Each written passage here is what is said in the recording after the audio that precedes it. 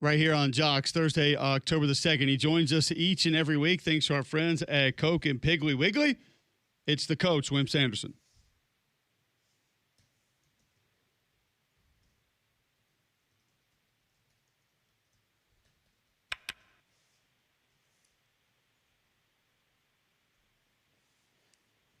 All right. Okay. I've got you've got a basketball guy here doing football season. Nobody likes that, but but that's okay. I don't bother me. All right, now I want both of you to answer this. Option quarterbacks like Pavia who takes it, is an option guy. I want you to tell our listeners the difference in the blocking for the opposite for guys that play like this. I want my little quarterback here, who I think's great, to tell me that he's the only that you see very seldom you see option stuff like that anymore. About the only option I ever see is for the guy to take the ball from the center and either throw it or hand it to a running back. And so I may be crazy, but there are a lot of people that are dumb as I am listening to your show. I want to know the blocking scheme that they lost all their offensive linemen last year, but they got a lot back. They did a good job in transfer portal. They did that. I know that for a fact. Kept up with it. And I got one other thing I'll say a little bit later. And I want to know that, and I want to know a little bit of do you fake it sometimes to the running back if you're a quarterback and keep it? Talk about that. You two guys tell our listeners about that, and that'll be great. I'm listening. I would start with this, Coach, is that in this game, it might not be about who is blocked as opposed to who is not blocked. Okay. Because the option game and the read game, including the RPO game, is going to be very difficult to manage. So determining who is not blocked for a reason and then them playing that play the way the defense asks them to, as opposed to either being overly aggressive or slow playing it to the extent that they're not able to go make that play, that'll be more problematic. Throw in misdirection, throw in visual deception, being in the right place at the right time, more important than just say, can you manage this guy trying to block you? If we just went one-on-one, Vanderbilt offensive lineman about Alabama defensive lineman, I'd probably lean most Bama linemen winning a lot of those. But this group is a little more physical. They've got a little more oomph than they did last year. And they use a lot of tight ends, so you'll get extra blockers that are going to help in different ways. But I don't know if Greg agrees. This is more about who is not being asked to block at certain times and Alabama figuring out why and playing that correctly. Well, and Greg, before you get on here to tell your side of it, because I think that's really good stuff right there. This guy has taken a team down to Auburn and won at Auburn twice. So tell our listeners about him and tell me about him and tell me about playing that kind of football. Well, I think playing triple option football puts a lot of pressure on the offense because you might not have a lot of possessions. I mean, how many times have we seen academies? Like the academies forever have made it very hard. Like I can remember Army going to Oklahoma a few years ago, one of the most high-powered Oklahoma teams with Kyler Murray at quarterback in 2018. And I think Oklahoma had like 42 offensive plays. I mean, that's a beast. Last year, Alabama against Vanderbilt, I want to say had like 45 offensive snaps. So you got to get it while the getting's good. It's hard to play against that. So offensively, you got to be mindful of, hey, we need to be very efficient when we're on offense because we might not get many chances here. We might only get 6 possessions in the game. So that's the first challenge. The other challenge is you got to be able to tackle at angles. Like the tough thing about playing option football is they attack the alleys. You got to be great in the alleys. And if you can, and the alleys being the area right outside the tackles and inside the slot receivers, that's the alleys. So you got to be really, really good right there. That requires safeties to come up and tackle and to get involved, and for your corners to be locked in coverage. But as soon as the guy is past the line of scrimmage, they got to rally up too because they're going to be asked to be contributors in the run game as well. Well, we made a good football talk out of these two things right here. Do you realize that last year, Vanderbilt, and what you said is so cotton picking true. Vanderbilt had the football 42 minutes. Alabama had 18. Comment on that comes right into what you said, Gary. It puts a lot of pressure on you, Coach. Tons. Better not make mistakes if that's going to be the way the game goes, because then those possessions become critical. That forces you to be a team that you're not comfortable being, and you better make them count. And then they can relax a little bit more, and they can be a little bit more loose and aggressive, and that's where things become extremely problematic. So, can you? I'll get off here just a minute, but can you really scout them? I mean, I know you're going to take every film and you're going to break down every film. Everybody always does. Theirs is so not problematic. It's just so different. I mean, can you if them? I think Alabama runs what they call a read defense. I know nothing. I know what I'm talking about. But defensively, I don't know how good they are. I think they're okay. But I'm not sure how good they are. Any comment on that? I know you're not going to be negative, either one of you, but tell our listeners about that. How good their defense is? Yeah. If it is a read defense, how good it is, or how bad it is, or I know one time the defensive coordinator in the Georgia game said to the head coach, that one was on me when they threw the long pass for the touchdown. So both of you just say something about the defense, so I'll be smarter than I am now about reading defense. How is this the way Alabama plays defensively? Is that going to give them a problem? Basically, the way Vanderbilt plays is the question, I guess. So go ahead, Greg. You got this one. Well, you're talking about Vandy. You're talking about like Alabama's defense playing against Vandy's offense. Yes, It's hard because a lot of it, and look, you got to play read defense. Like when you play in practice, like the old school way of practicing for triple option, coach, is you don't practice. The scout team doesn't have a ball.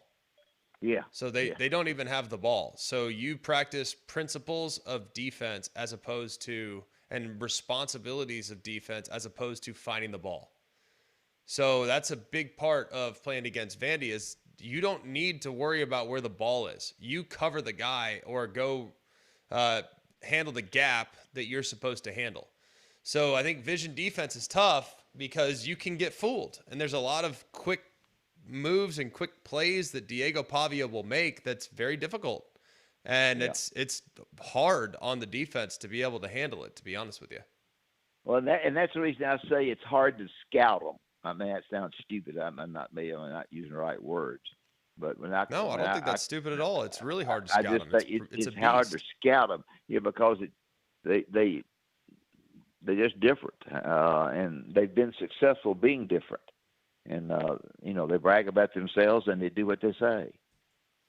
And Cole, anything else? I don't think they brag about themselves that much, to be honest with you. I mean, I think the quarterback says some things, but I don't feel like the rest of the team is really in line with that. Well, yeah, I think Johnny Manziel's coming over to help them because he beat Alabama.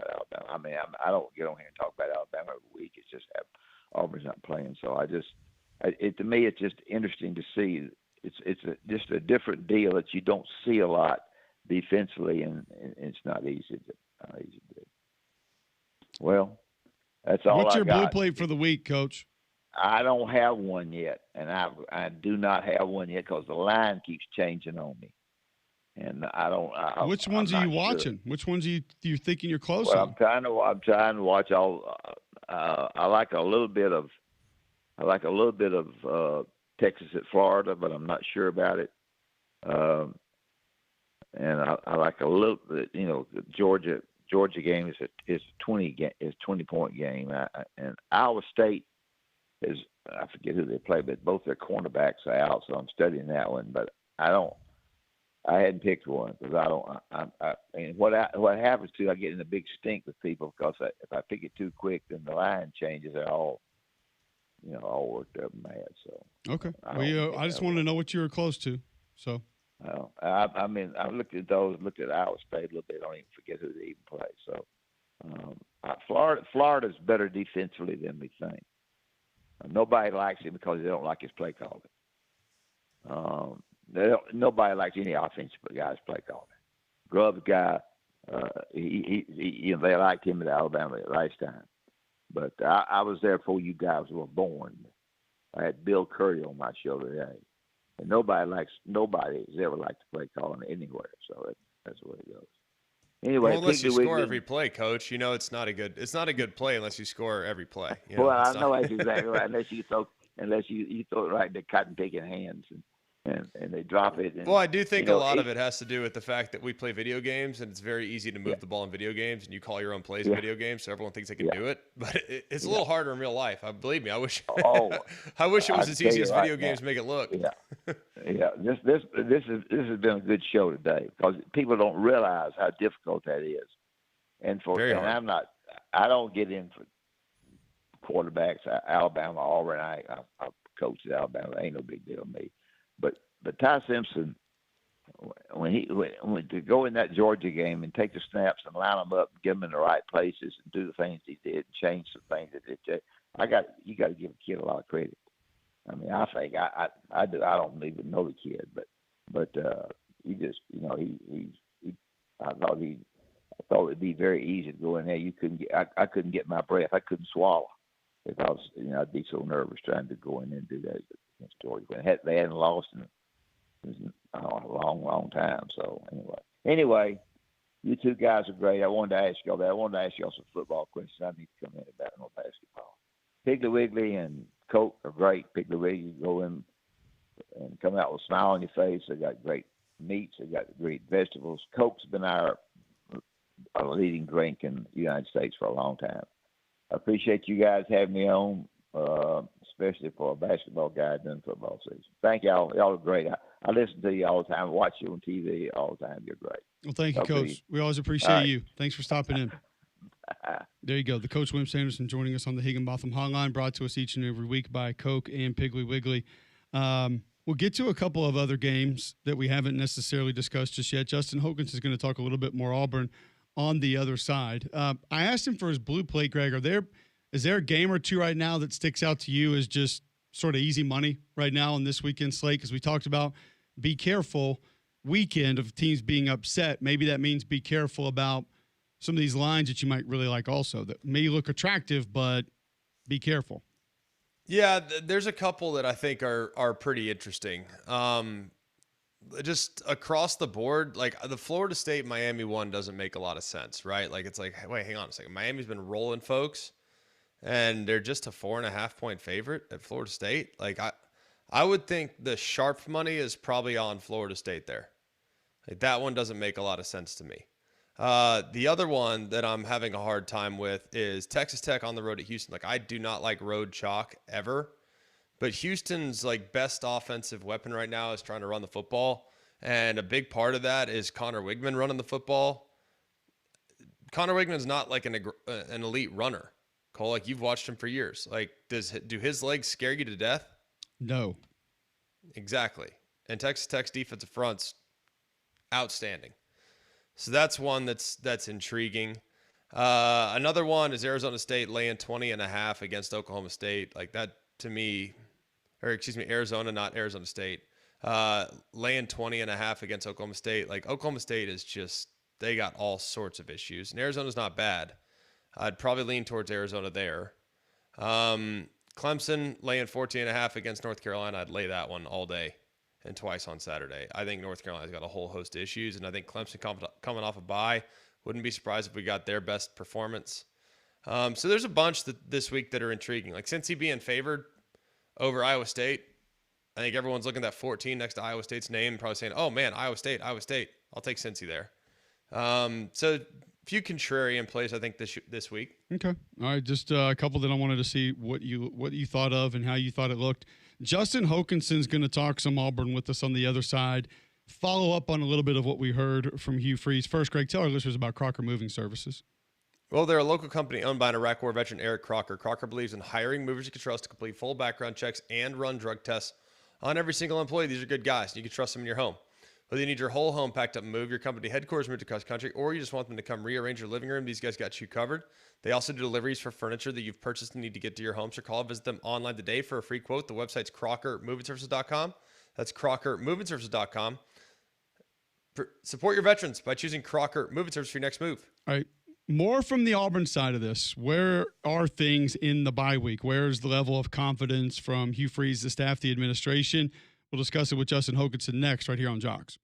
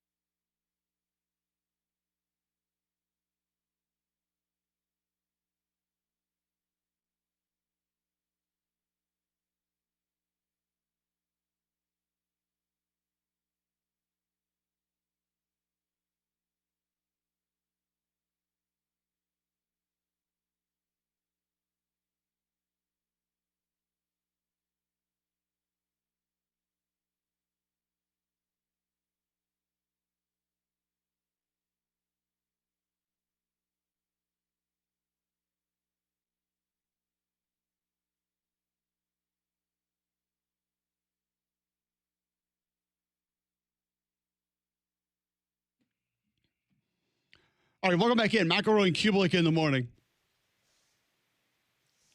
Go to the Higginbotham hotline now. Justin Hokanson, kind enough to join us. He covers the Auburn Tigers. And we heard some of the commentary from Hugh Freeze just a little bit earlier. Where do you think things are inside that facility right now, Justin? Oh, I don't know, man. It feels like Groundhog Day a little bit. I mean, so many of the conversations that we're seeing, some of the things that we're hearing, the things that we're seeing on the field, specifically offense, I think it's important to say. I think now for a season and a half, the defense has competed, and I think shown that they're pretty organized. They're not perfect, but that's a group that I think a lot of times is playing good enough football to win. The offense is just a different story. And so many of the things that we hear and see, it's the same exact conversations we had last year, whether it's offensive line, whether it's how do you get better quarterback play, you should run the ball more. I mean, it is literally the same conversations we had a year ago. And So I don't know. I mean, listening to Hugh Freeze yesterday on the teleconference, it's wild to hear him talk about, what they're trying to improve and the offensive line issues are kind of front of mind. And so I don't know, I'm sure there's a lot of frustration on that offensive side of the ball about what's going on. I don't really know what you would point to have legitimate faith that the offense is going to get it together and all of a sudden become a consistent operation against really good competition, because it's just been so many instances of just an inefficient unit over there, and it just continues. So I'm sure there's a lot of frustration on that offensive side of the ball around coaching, around execution, around a lot of things, and I'm not sure how they fix it, honestly, at the moment. Is there, do you think it has something to do with play calling? Because a lot of people seem to believe it's play calling. I think it has more to do with matchups the last couple of weeks against good defensive lines. Like, I have a lot of respect for A&M and Oklahoma. I think they're both top 10 teams. I just think it was a tough matchup for them. So what is the biggest issue that they have as far as the perception and what the fan base is wanting? The play calling, I hate that because way more about offense. I'm not an offensive coordinator. I don't love the play calling all the time. I guess my simplistic view sometimes is I feel like so much about how they go about play calling lets the defense dictate what they do. And I get that in theory, the defense is never right. Like, you're like, well, based on how they line up, we're going to run the opposite thing. We're going to, in theory, that sounds great, but it just feels like you're letting the defense dictate what you do instead of saying, I think I've got a couple of pretty good running backs. And honestly, the offensive line hasn't been bad run blocking. They haven't been bad there. And I just feel like at times, make it simple and go to what you do best, whatever that is. And so many times they go away from it. So when it comes to play calling, it's that. I think sometimes you just got to lean in and go, all right, I'm going to run the most simple play to get Cam Coleman the ball. I don't care what the defense is doing. I'm getting him one-on-one, and I'm going to get him the ball here. And there's just not enough of that. And in terms of just, I don't know, but playing the good defense, the thing that frustrates me about that is, yes, Oklahoma's a really good defense. A&M, pretty good, although Texas San Antonio ran for 200 yards on them. Like, they weren't a juggernaut coming in. The issue with that is, if that's all you can muster against the better defenses in the league, then what are we doing? I mean, we're 3 years in, and if the excuse is, well, they're pretty good defense, well, then you're just saying you're just going to be a middle-of-the-pack at best team. You're just going to go, well, against the tough defenses, we're going to get about 200 yards, and we might score a touchdown. But against the other guys, we'll look a little bit better. Like, that can't be the expectation in year three. I understand really good defenses, but 175 yards and 3 points and no third down conversions, if the excuse is they're a really good defense, then I don't know what you're shooting for as a program. Sure.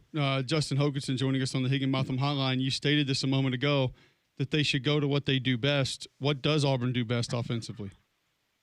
It's a good question, too. I mean, there are some good rushing numbers. Like, when you dive in a little bit, I saw a stat, and I can't remember. I would cite them if I could, but I think right now they're averaging about 1.5 yards before contact. I mean, that's top 10 nationally. If you look at Damari Alston and Jeremiah Cobb, they've only got 21 total carries in the last 2 games, but they're averaging 5 yards a carry as a group. They got 21 carries for like $115 combined in these 2 games. So you're going, okay, I mean, they're doing some good things. It's just so few and far between, or some of the runs are coming on 1st and 15, and so a 5-yard run doesn't really feel like much because you're still behind the chains. And so, like, I do think there have been some good things running the football. I mean, let's not forget Baylor. Baylor's no great defense, but whatever. Auburn ran for 300 yards. So, like, that's probably what they do best, is running the football. They're not amazing at it, but they're pretty good, and there's some numbers there that point to there being some efficiency there. And so, Hugh Freeze said yesterday they have to commit more to the run, even if it's just 2 or 3 yard gains. And of course, everybody's hearing that going, that's what we're yelling through the TV, and hearing him say we is funny because we is you. So I don't know who he's talking to, But they got to figure out a way to lean on the run. And you go back to the Baylor game, after that game when they ran. And after that game, Hugh Freeze said, he goes, it's hard for me to run the ball sometimes because I want to throw the ball to my receivers. And so it's starting to look like he has an actual, like, he has to fight the urge to just run the ball. You go last year, they did the same thing. And then finally against Kentucky, if you remember, they just started to run. And Jarquez Hunter had that big game. But he just has this urge to want to push the ball down the field and not be patient with the running game. So, like, that's what they do best.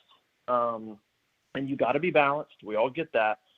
But there's got to be a way to lean on running the ball and staying ahead of the chains. They were doing a pretty good job of that for 3 weeks, and then it sort of went down the tubes because this goes back to August. I don't know if people were paying attention, but I told our message board in August the things I was hearing for fall camp, which was the drop back passing game is not good.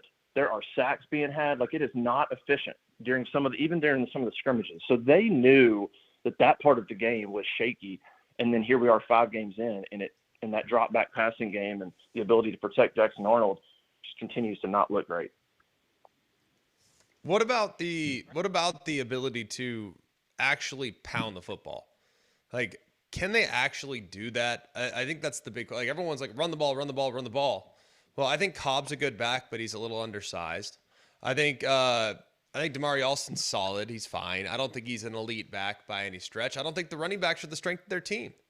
Like, that to me is part of the problem. I think the running backs are okay, but it's not Ronnie Brown and Cadillac Williams back there. So if you're leaning towards the pass, aren't you leaning towards the strength? That's where I'm kind of struggling there. Well, I know, and I hear you. I think Cobb and Alston are good backs, and I'm with you. That I don't think Auburn is some juggernaut when it comes to running the ball. Like, if they'll just line up, they'll just pound teams. No. And you do have talented receivers. But you're not getting them the ball. Like, even when you're trying to push the ball downfield, you're not, whether it's the route concepts, whatever it is, you're not getting the ball anyway.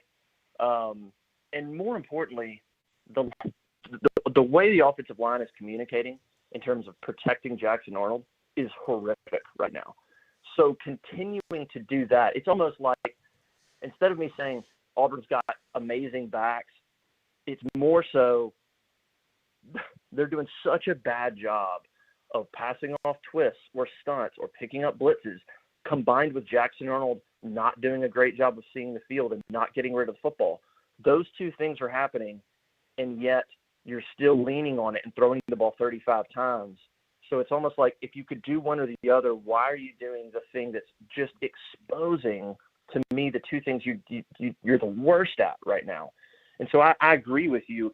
I don't know if they can just sit back there and pound the ball. No, they got to have balance. But I just think they need to lean that way and not be throwing the ball 35 times. Like Hugh Freeze said, even if it's 2 or 3 yards, it's better than going backwards on first down or getting false starts or penalties. So they're in a tough spot. I agree. It's not a juggernaut when it comes to running the ball.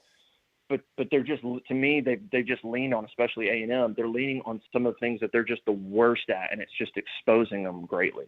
Where are things behind the scenes right now? Where is the administration on things right now?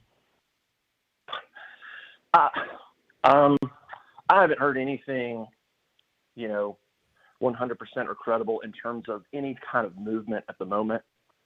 Are they having conversations behind the scenes? And sure. But I mean, there was never going to be a move now. I would say, I mean, there's definitely been some scuttlebutt that you go out and you get blown out by Georgia at home with 2 weeks to prepare. Then I think this conversation shifts. Like, I think at that point, there's some real conversations going, do we need to make a move midseason? Like, did something need to happen right now? I mean, I think right now they'd like to, you never want to do anything in the middle of the season. They want to give them a chance. I think they think the Baylor win's not bad. I think there's probably a part of the administration that's going, look, like what Greg said, that's 2 top 8 teams. How hard should we judge these 2 losses given how good we think OU and A&M are? But I would say, I mean, when the fan support is where it is right now, which is good luck. finding fans that are optimistic about the trajectory of the program right now, honestly.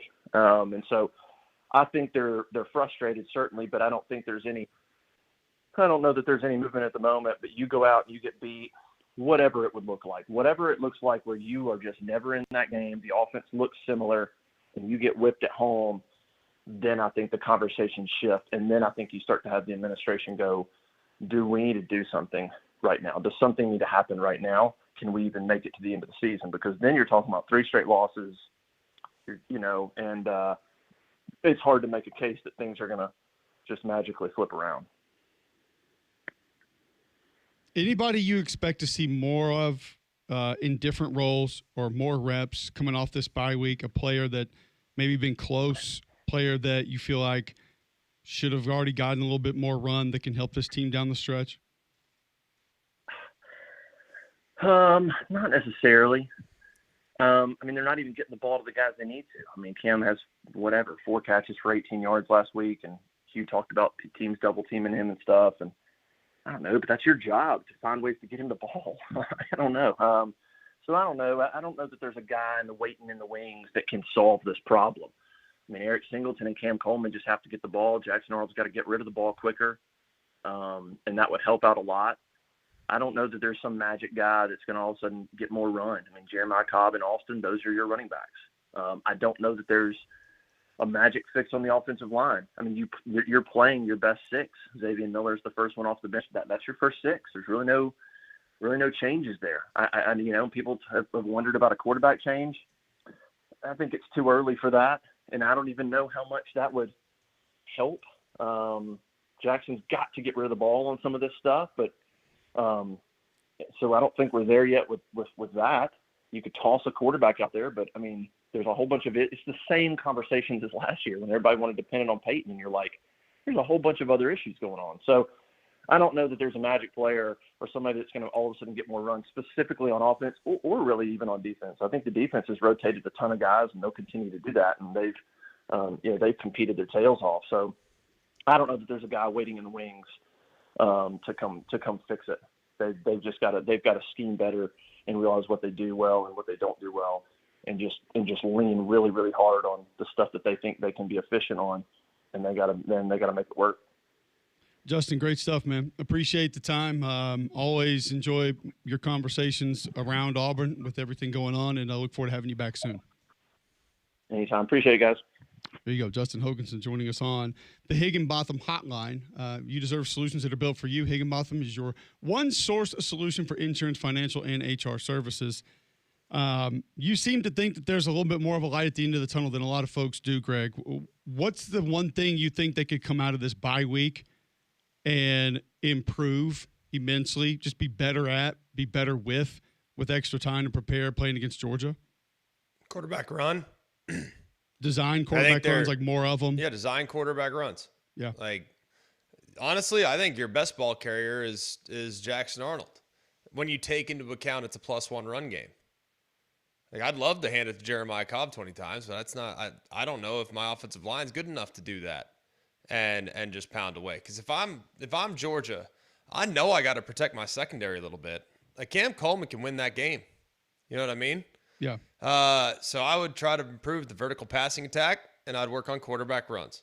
That'd be my entire focus point this weekend. What about if people need to focus on their garage doors? Who should they call?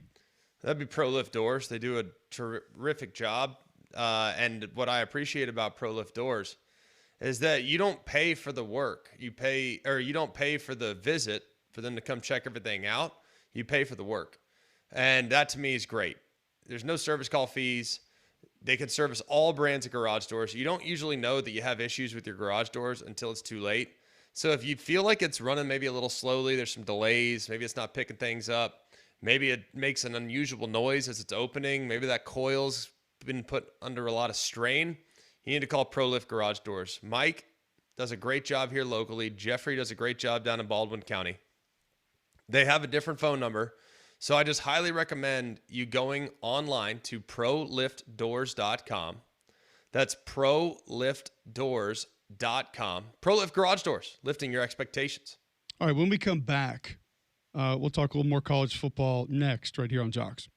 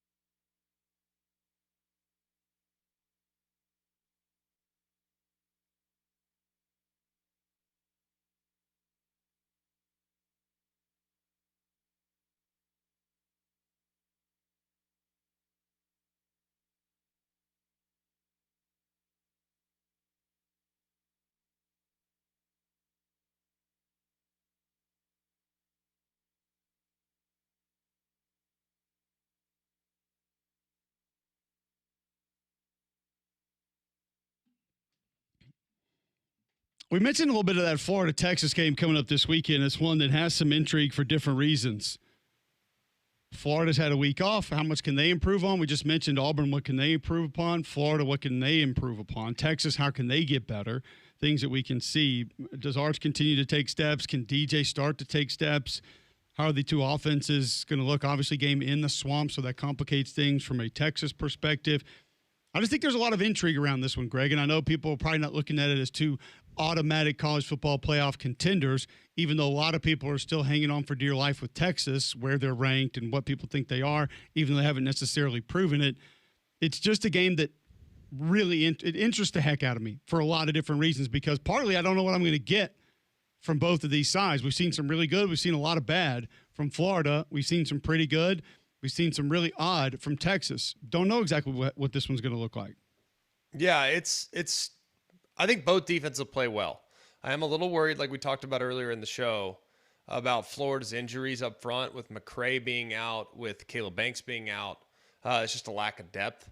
I do think the Texas getting a little healthier at running back. I do think that Texas probably did a pretty good job, I would imagine, of reassessing what they're doing offensively in the bye week. So Texas will have a good plan. I just think it's a tough spot. I mean, the last time we saw Texas go on the road, it was not pretty. It was not pretty at all. And the offense and the offensive line in particular got pushed around a little bit, and things were moving really fast for Arch. So I think it's going to be very, very important for Texas to do whatever they can do to make Arch comfortable, quick throws, and any drive that ends in a kick in this one is a good drive. Like, they cannot turn the ball over, because the likelihood of the turnover is coming more from the Florida side, and the way Florida wins this game is by getting short fields. That's at least the way I see it. I don't know if you see it similarly. Yeah, probably in a similar fashion. Billy Napier, just on how he views Steve Sarkisian.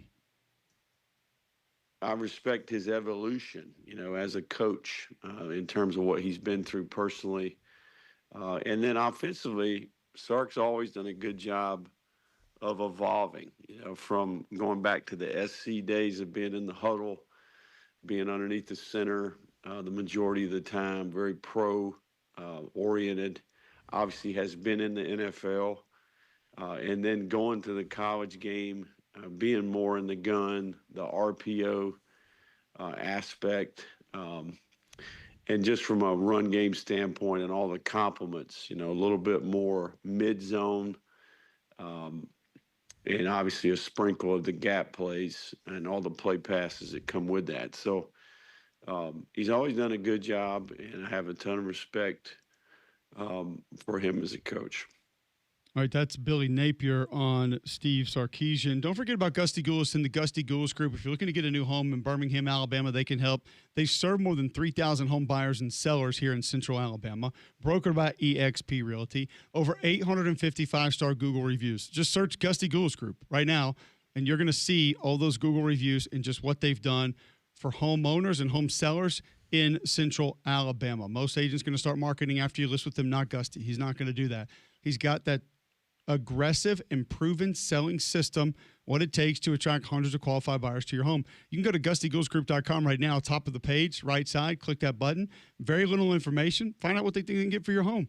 Call 205-542-1996 today, or Google Gusty Goulis Group, or just go to GustyGoolsGroup.com and start packing.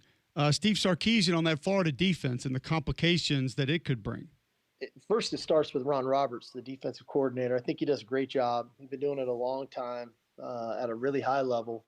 They play together really well. They've got a very stout defensive front that allows them to play a lot of split safety defense. And then coordinating that front with the back end obviously puts a lot of pressure on the two linebackers. And their ability to play the run and the pass, I think, is probably what makes them special, because there's a lot of times they don't have you outnumbered in the box, and those guys have to get off blocks and make tackles.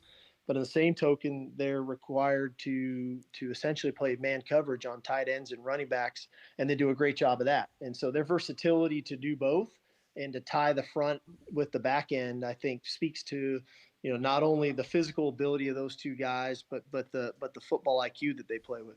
So that's Steve Sarkisian on that defense that he's going to face for the Florida Gators this upcoming weekend. More games to discuss, more college football items to get to, including a bad box score of the day. You'll have to wait for that, Greg, but one thing you never have to wait for is your dental care.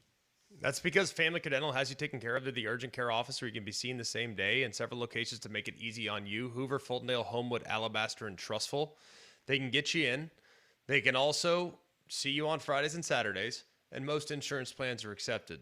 Patients of all ages can go in there. It's great, too, to know you have scheduling challenges. No problem. We'll get it taken care of with Family Care Dental. So go and check them out by calling them at 874-9605. That's Family Care Dental, 874-9605. All right, bad box score of the day, and we wrap up today's show next right here on Jocks.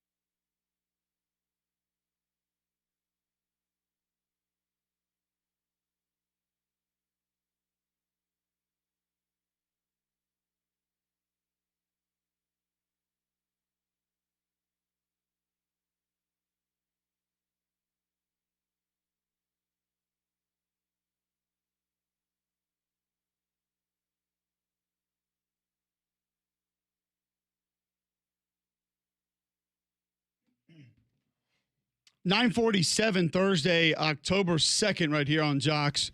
We'll get to our bad box score of the day here in just a moment. Mentioned tonight, Sam Houston State, New Mexico State, CBS Sports Network. That's an 8 o'clock kick. You also have some NFL action tonight, as we do on Prime, 7:15 each and every Thursday night. And that'll lead you into college football tonight if you want to, if that's the way that you want to operate. Playoff baseball today, but that's 7:15 Prime Video. That's going to be the 49ers and then the Rams. Major League Baseball today as well. Couple elimination games. Tigers, Guardians, 2 o'clock on ABC, 4 o'clock on ESPN, Padres at the Cubs, and then 7 o'clock on ESPN, Red Sox at Yankees. Before we get to that bad box, I'll tell you about your CBD store. If you're looking for products to help you sleep better, if you want to lose a little bit of weight, the Trim by SunMed is on the shelves now It's the largest brick-and-mortar CBD retailer in the world. Arthritis, anxiety for you or your pet, they have those products. The line's main products in stock now. You can grab those, take a little bit of edge off at night with different products they have at your CBD store. Better focus throughout the day, more energy. They have those to help you as well at your CBD store. First company to have USDA certified organic oil supplements. Visit one of their 3 locations, Highway 280 by Bailey Brothers, 150 by the Cage in Cleaver, Trustful just off 459. Your CBD store where good health hits home. All right, let's get to that bad box score of the day. Personal foul, 69, offense. He was giving them the business. Intentional grounding, offense number 7. It's a 10-yard penalty. I'm talking to America here, excuse me. That's the game. All right, we'll go JUCO football again. You love the JUCO. I do. The River City Prep. They're the Wildcats. No. Anchors. Wranglers. Bear close. Took the River City there, at least. They are the Admirals. Oh, I got you. Yeah, and their ship sunk against the Central Georgia Technical College. Georgia Tech. That's the Ramblin' Wreck. No. That's not. They're not the Yellow Jackets. They're the Hornets. Georgia Tech, not Central Georgia Technical College. They're the Titans. Why would they not be? Okay. So no wonder they lost. Okay. The technical Titans. Do not have a good coach because they scored by quarter 27, 14, 14, and 6. That would lead to 61. Unfortunately, River City scored 0, 0, 0, and 0. Oh, okay. Your total offense went 343 to 115. Yards passing, 218 to 50. Yuck. Yards rushing, 125 to 65. That's not that bad. Right. Third down efficiency for Central Georgia Technical College, 0 for 0. Makes sense. That's called efficient. Yeah. You don't even need a third down.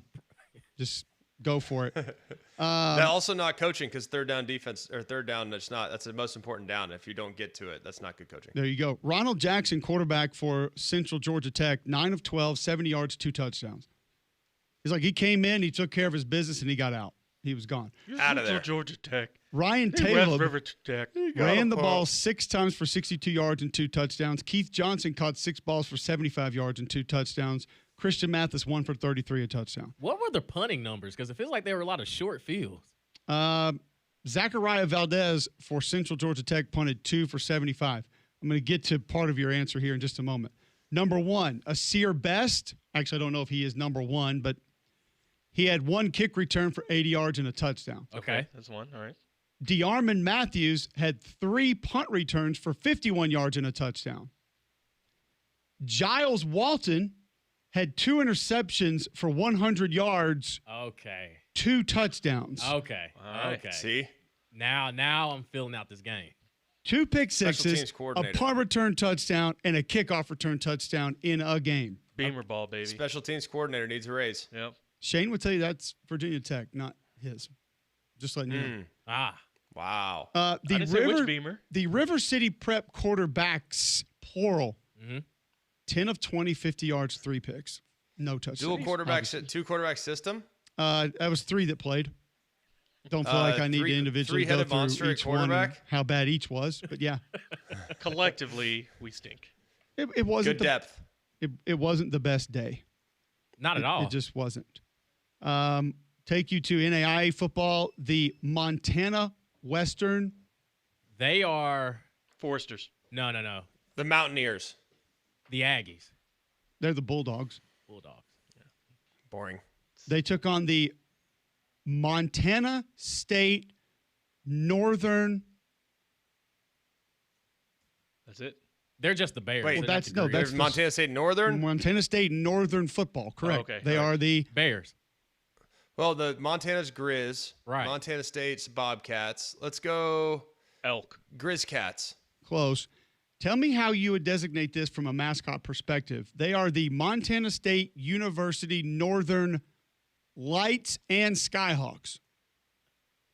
Excuse me? I don't know. Their Maybe website men's reads, teams? official site of Montana State University Northern Lights and Skyhawks Athletics.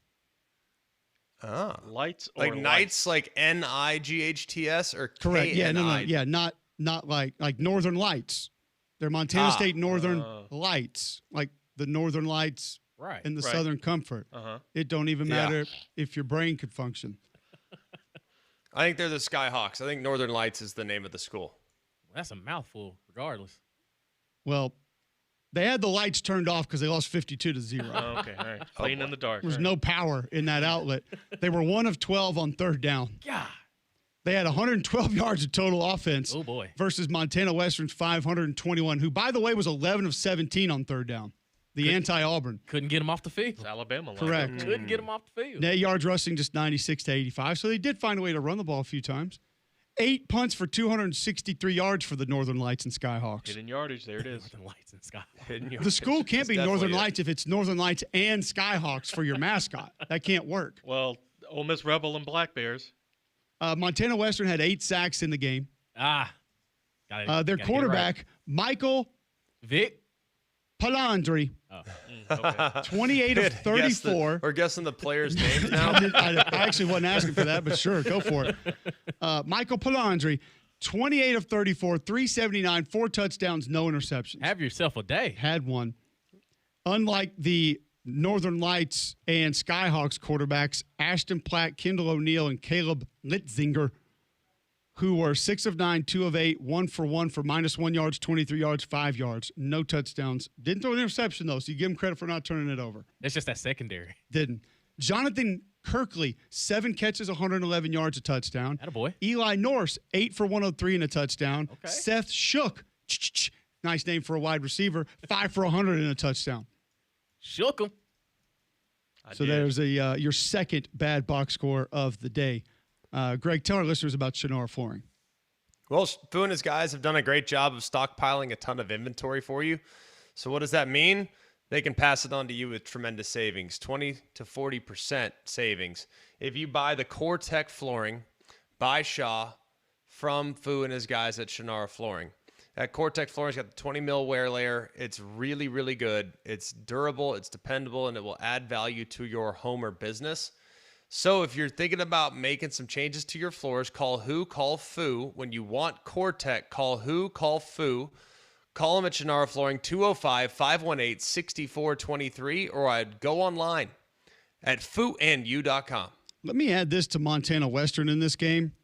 Tyler Walker, 5.5 tackles for loss. 4.5 of those were sacks in this game. Also, Kel Van Kampen, Liam Rowe, Aiden Baker, Tyson Beckles, Sione Posse, Ho'okipa Sakalia, Cole Flugie, Scotty Dalen. They had 18 tackles for loss in this game. Let's go. Sure that wasn't SAE? Wow. Let's go. I mean, that's like Texas A&M versus Mizzou last year. Well, maybe the frat. Just living in the backfield. Let's go. 18 tackles for loss? But a lot of slide protection, I guess. We're back tomorrow. 3-Man Front is next.